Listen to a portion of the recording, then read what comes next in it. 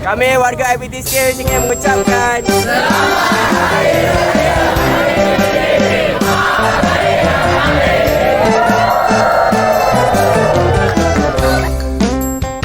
Hai korang, so hari ini merupakan sambutan Aidilfitri IPTSkills. So lebih daripada 300 orang yang akan hadir tau korang.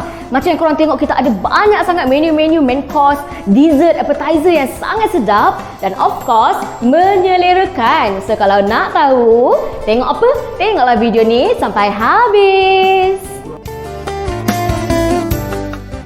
Senyum semua tak lepas tau dari telinga. Nampaknya semua sangat happy tau korang. Jadi yang tengah tengok tu, ada ke yang tengah tunggu result SPM?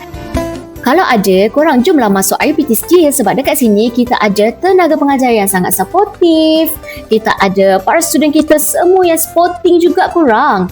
Selain daripada itu, korang akan dapat belajar strategi dan teknik macam ni nak masak dalam portion yang besar. Menarik tak? Sekarang bersama dengan salah seorang pelajar kita yang menguruskan preparation untuk sambutan Aidilfitri. So boleh tak kenalkan nama awak ambil kursus apa dan apa aktiviti menarik yang awak buat hari ini dan juga beberapa hari ini untuk persiapan sambutan? Hai, Assalamualaikum. Nama saya Yana daripada Pengurusan Pentadbiran. So kat sini kita orang ada buat decoration dekat lobby and then like kita orang buat sambutan yang meriah lah. So ada makan-makan macam lemang, ketupat, laksa Johor, semualah.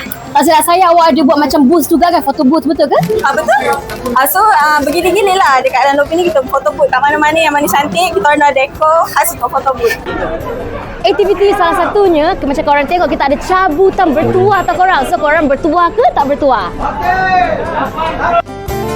Celebration kali ni memang sangat menyeronokkan.